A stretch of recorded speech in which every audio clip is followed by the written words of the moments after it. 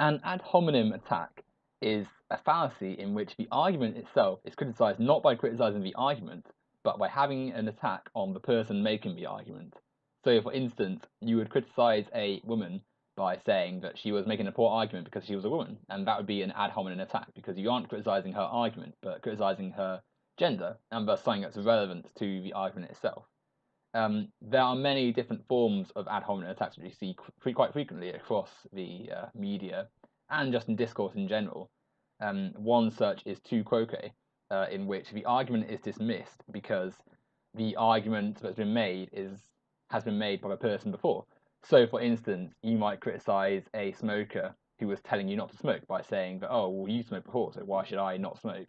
That itself is a fallacy because you haven't addressed their argument. You've said that you shouldn't listen to the argument because they committed it themselves. That doesn't necessarily criticize the argument, but instead focuses on the person making the argument, so is deemed irrelevant.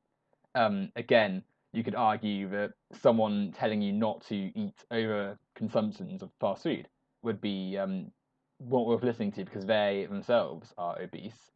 This would be another example of tu quoque because you've again focused on the person committing the problem before rather than the argument itself. Their argument is fine, but you've chosen to highlight the person's failing on the argument, not the argument itself. Thus, you aren't necessarily listening to the point. Another form of an ad hominem attack is the guilt by association, in which the person criticizing your argument will focus on another person who agrees with you being bad, and then necessarily saying that the argument itself is bad because of this.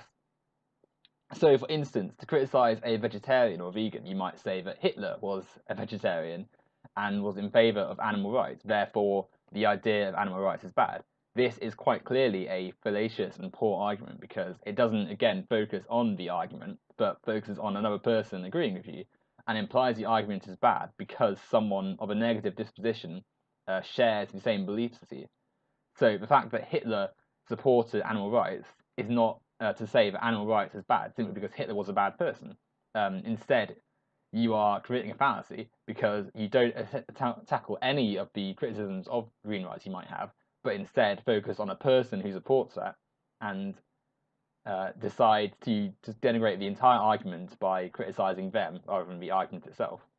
And finally, the circumstantial fallacy with ad hominems comes into play where you argue that an argument is bad or criticize an argument based on the disposition of a person making the argument. So you're saying that, oh, well, this argument is bad because you benefit from the argument itself. So, for instance, a person would tell you that green energy is better than non-renewable energy, but then they would say, oh, well, you would say that because you're the head of a green energy company. And this in itself is a fallacy because you aren't tackling the argument itself, but saying that because a person has something to gain from the argument, it's a bad one. Now, this necessarily isn't always fallacious. There are elements where this can be used effectively, but when you don't focus on the argument at all, but focus exclusively on the person making the argument, you are committing a fallacy.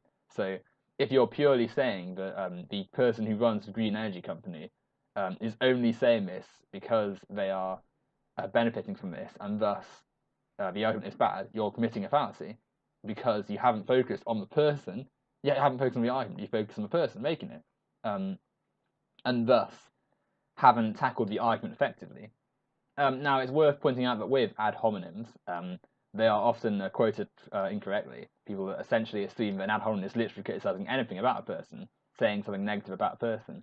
And this isn't true. The ad hominem fallacy only comes into play when you are arguing with it, when you're using it to criticize someone's argument. So if, like I said earlier, if you're saying that a person making an argument is incorrect because they are a woman or because they are ugly or whatever, if you're merely stating something like Donald Trump, for instance, has he's not a nice person or he's a racist or a sexist, that in itself isn't an ad hominem. It would only be an ad hominem if you were to say Donald Trump is a bad politician because he has bad hair or because he is sexist and focus on nothing else. That technically is an ad hominem.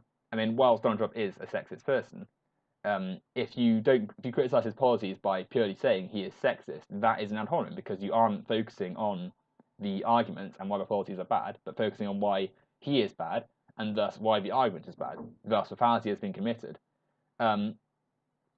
And I think the misunderstanding around this fallacy is sort of leaked into public discourse because not only are people committing it, but they're also misappropriating it and labeling arguments incorrectly with this when it's not been committed. So, in pure, an ad hominem attack is where you focus on the character or motives of a person to criticize their argument rather than the argument itself.